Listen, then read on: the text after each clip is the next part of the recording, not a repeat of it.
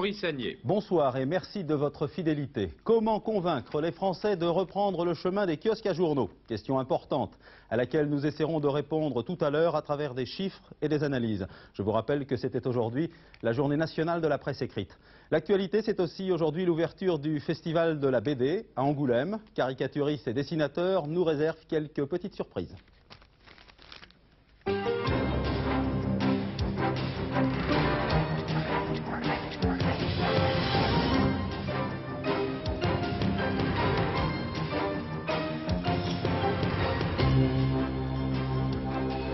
Gigantesque escroquerie en bourse, la victime, la Cogema, filiale du commissariat à l'énergie atomique, chiffre le dommage à 250 millions de francs et porte plainte. Le gouvernement espagnol accueille avec prudence l'offre de trêve de l'ETA militaire. Pour la première fois, l'organisation séparatiste basque propose de déposer les armes en échange d'une négociation politique. Sommet franco-britannique express, François Mitterrand et Jacques Chirac ont été reçus séparément par Margaret Thatcher. Le sommet européen du mois prochain s'annonce difficile. Fin de semaine météo fortement perturbée, averse générale sur une France balayée par le vent, avis de tempête pour dimanche soir sur la Manche et l'Atlantique. Une journée supplémentaire de détention pour Marcel Fontaine, Jean-Paul Kaufmann, Marcel Carton. Les otages français au Liban n'ont toujours pas été libérés.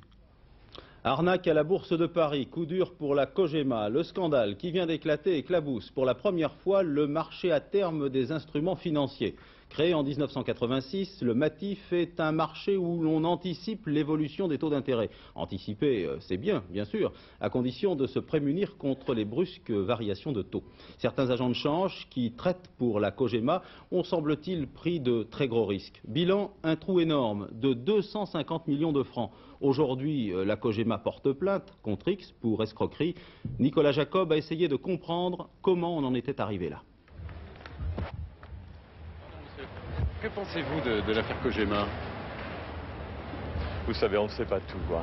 L'affaire Cogema... Vous n'avez pas d'opinion? Non.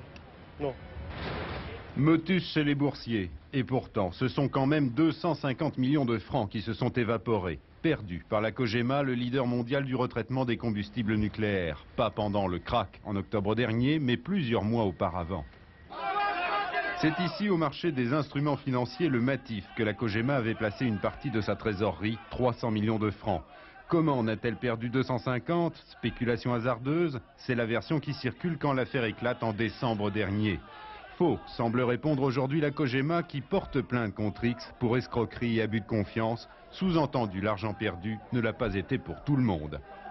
Dans le collimateur, la charge d'agent de change Buisson, le plus gros opérateur du MATIF. La Cogema apparemment lui faisait une confiance aveugle.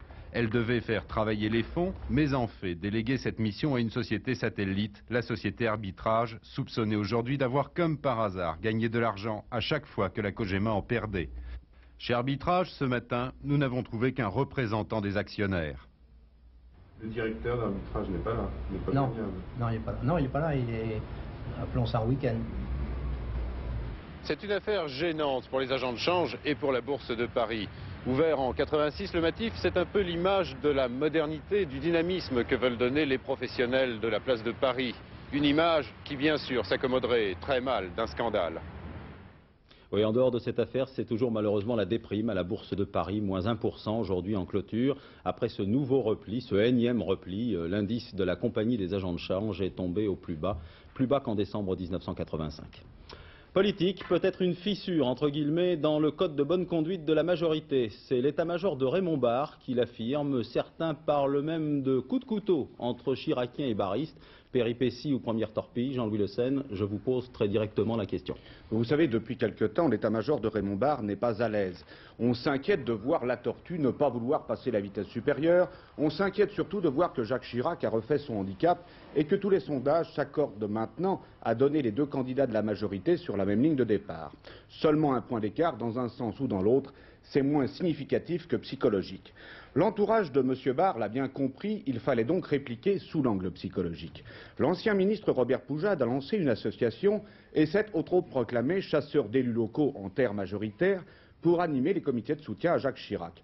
Or, parmi ces élus locaux, il y a beaucoup de maires ou de conseillers généraux, classés généralement modérés ou d'hiver droite, mais il y a aussi des UDF. La publication hier d'une première liste d'élus par l'état-major du candidat Chirac a été la goutte d'eau qui a fait déborder le vase.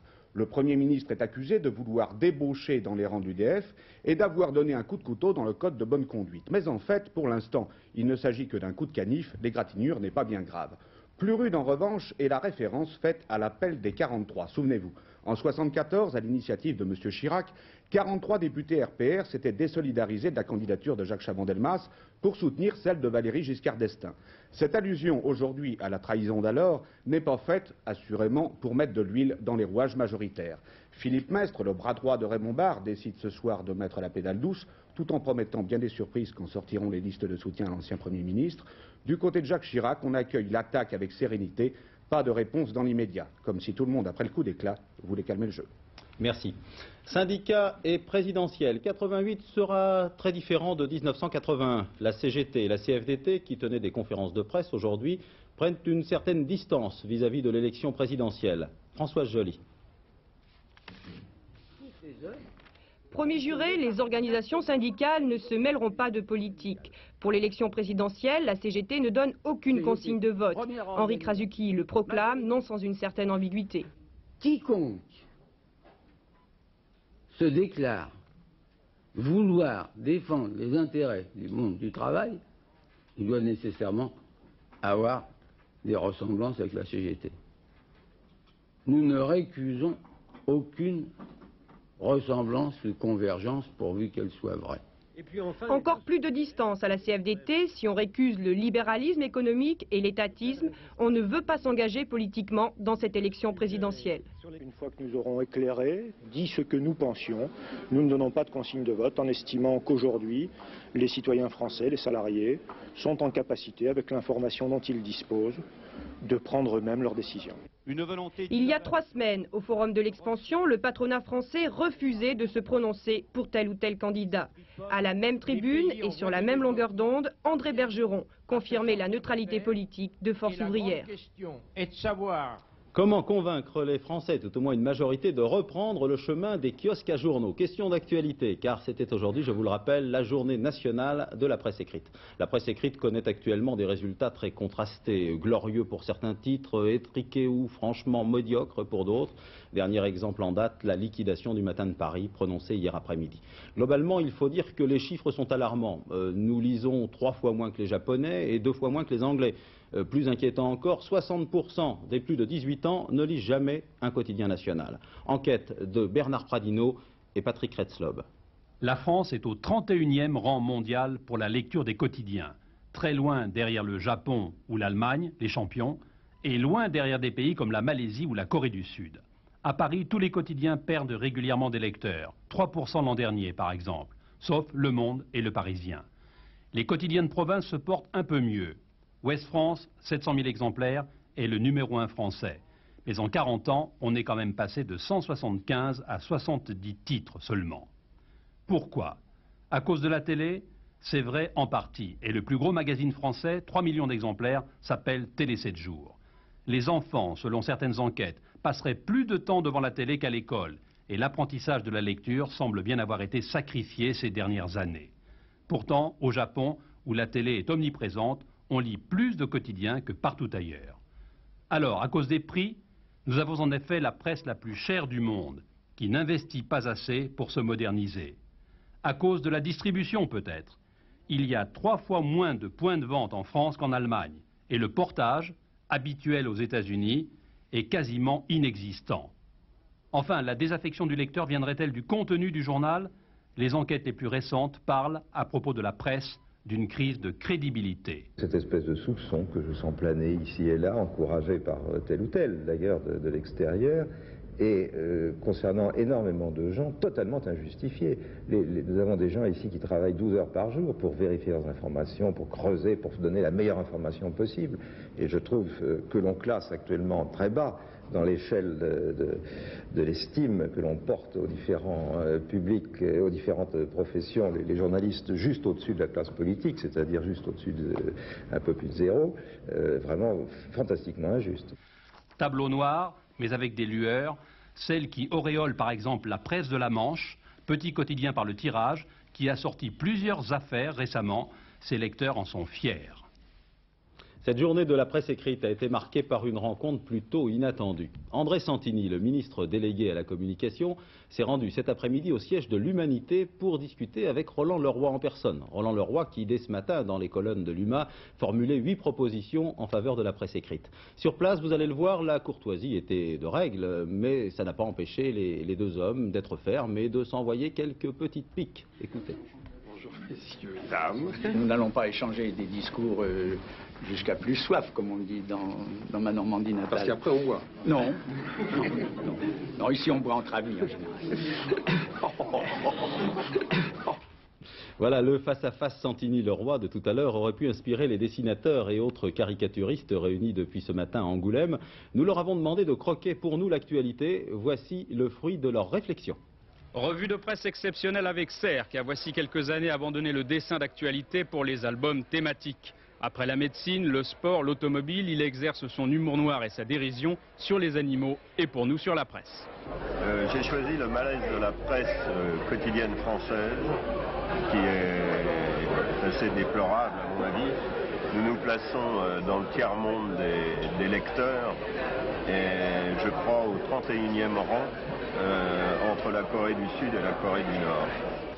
Pierre Sanson, journaliste dessinateur spécialisé dans le pastiche. Un pastiche de luxe qui, précise-t-il, ne fait pas de mal au foie.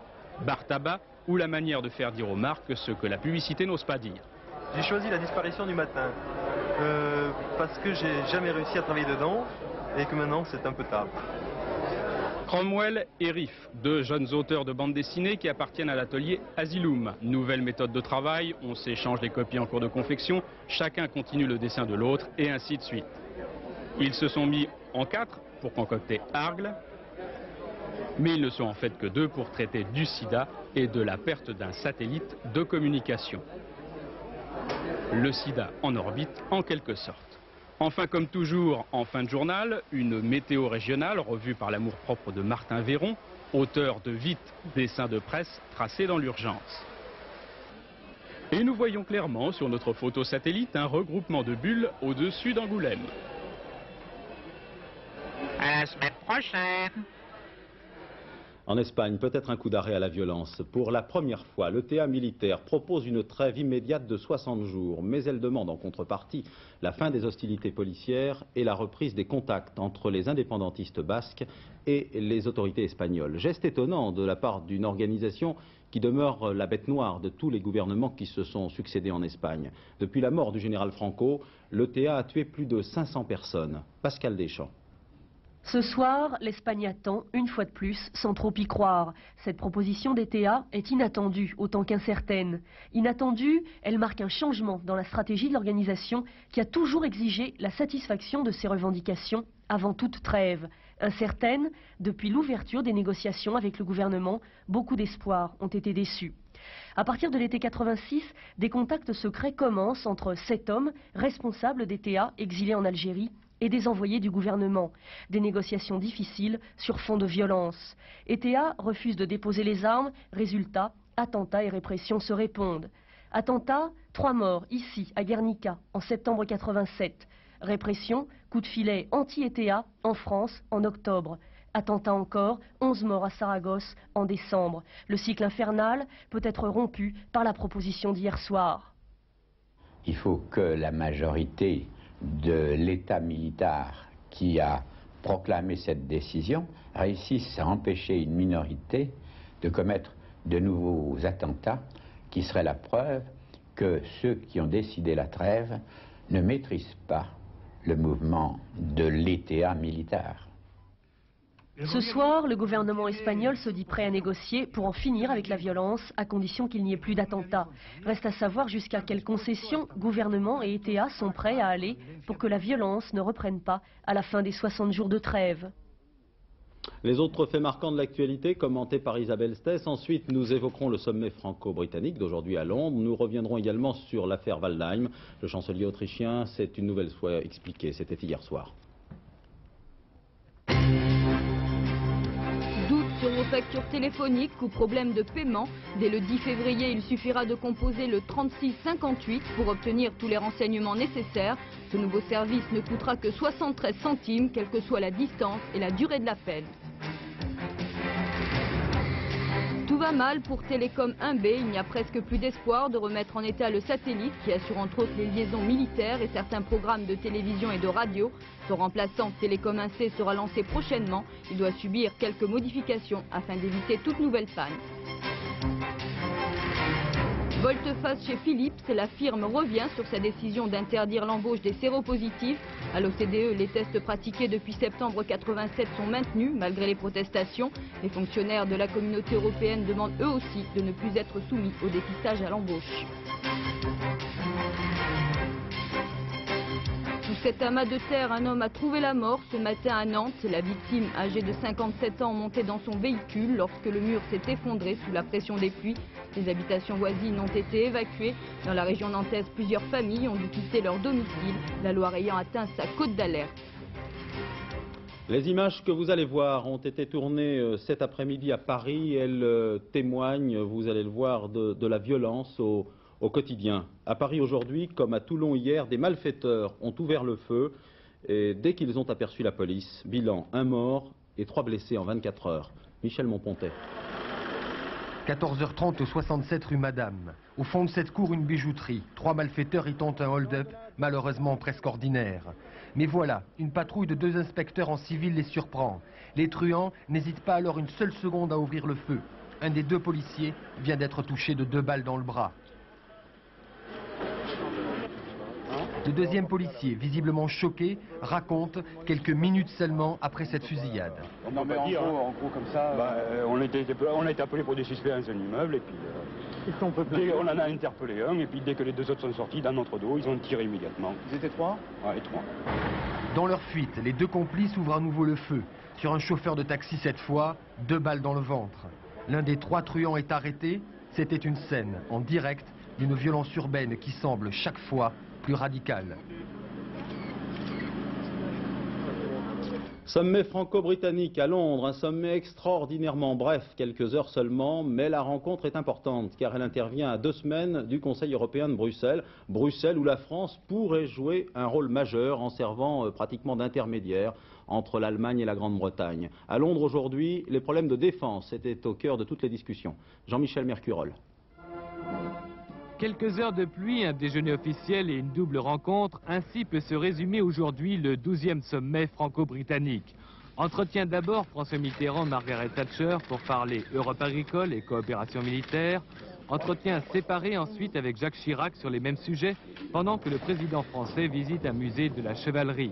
Mais tout le monde se retrouvera pour une séance plénière avant que le Premier ministre ne regagne Paris et que le président exprime la voix de la France. Mais à quelques jours du sommet agricole de Bruxelles, les 10 et 11 février, les discussions d'aujourd'hui n'ont pas vraiment permis de faire avancer le dossier.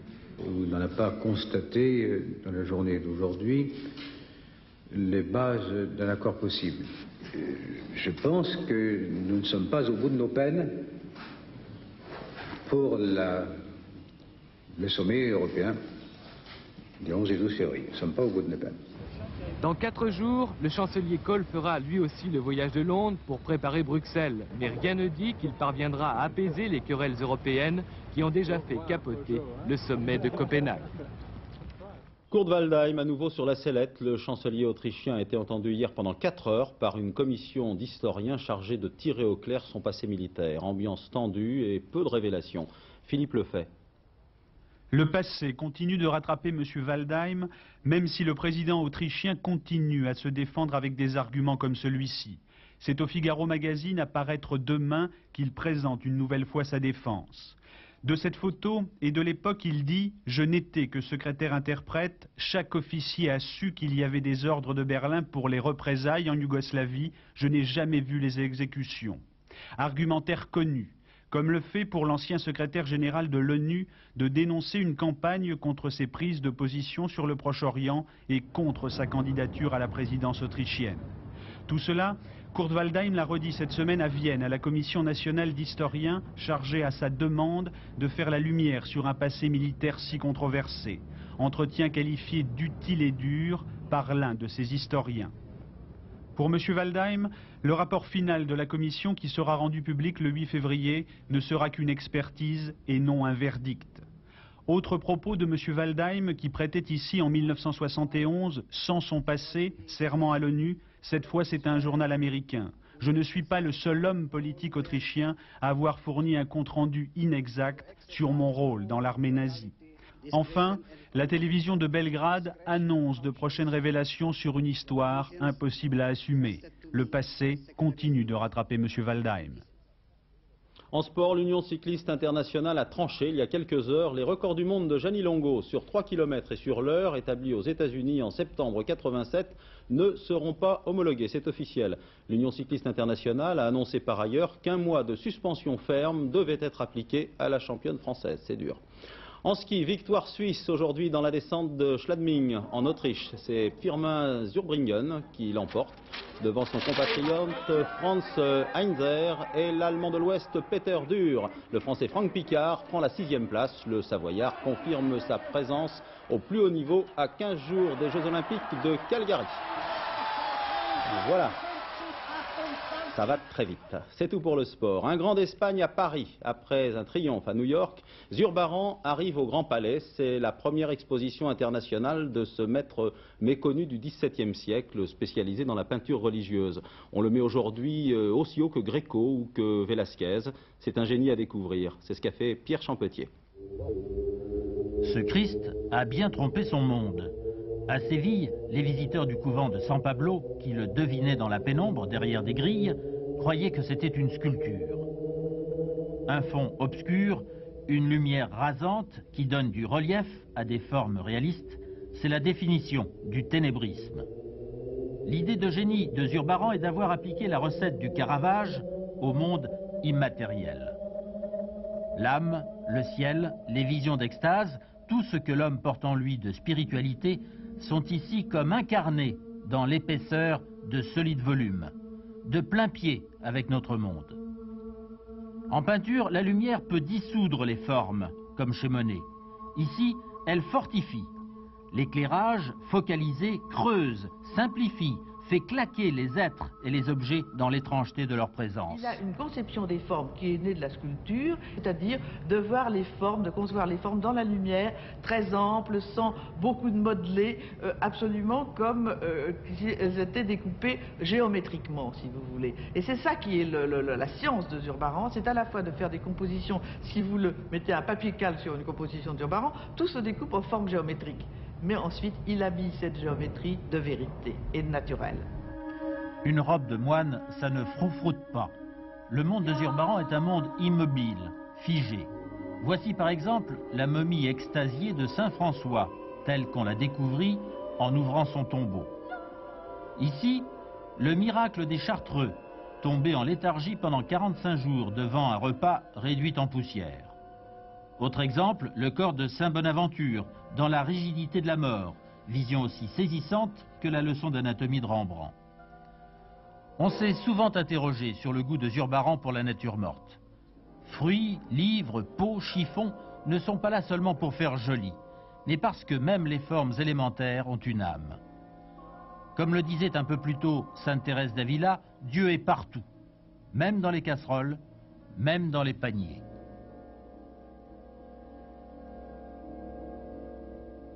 Voilà, à voir donc jusqu'au 11 avril, je le rappelle. Vous avez votre papier, votre crayon, notez bien les pronostics de Pierrette Bresse pour le quartet, pour le tiercé de demain. C'est à Vincennes, dans le prix de Maurepas. 3 attelés sur 2300 mètres, il y a 18 partants. Voici les pronostics de Pierrette. Il faut jouer impérativement le 18, le 6, le 8, le 13, le 16, le 7, le 15 et le 5. Je répète, le 18, le 6, le 8, le 13, le 16, le 7, le 15 et le 5, et non pas le 6, c'est le 5, Pierre Goya.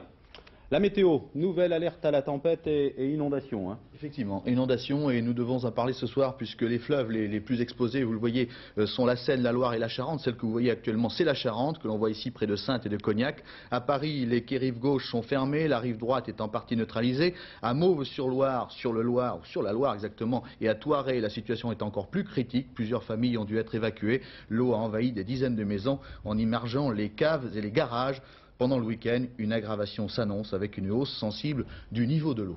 Alors le temps pour notre week-end, effectivement, nous allons revenir sur ces inondations puisqu'elles vont s'aggraver, mais il faut parler surtout du vent.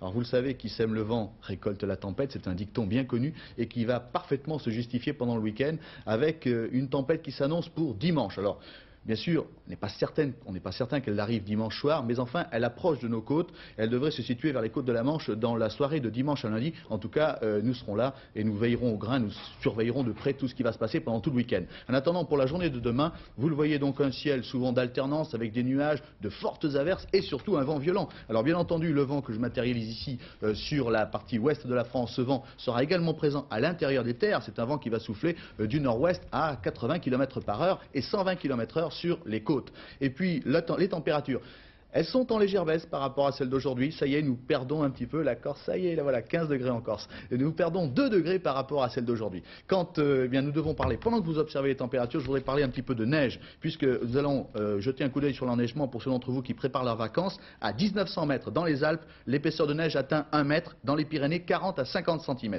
Et puis, il a beaucoup neigé, il faut quand même le dire. Il a beaucoup neigé hier soir et ce matin dans bon nombre de massifs alpins, pour ne citer que quelques-uns au classement des plus belles chutes, si vous permettez, les Arcs, la Plagne et la station préférée des huissiers et des douaniers, les saisies. Les saisies, vous avez compris, d'accord. Bon, 60 cm de neige aux saisies. Demain, nous fêterons les Martines avec un soleil qui va reprier ses rayons à 17h42.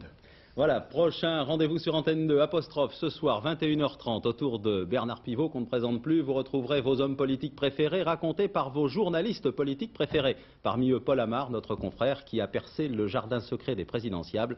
Il faut dire que Freud, que voici, l'a beaucoup aidé. Vers 23h, dernier journal avec Aubry Edler. Pendant le week-end, vous retrouverez Daniel Bilalian et Philippe Gassot. Samedi 13h15, n'oubliez pas l'assiette anglaise, présentée par Bernard Rapp. Excellent week-end, je vous retrouve lundi fidèle au poste à 20h. Bonsoir.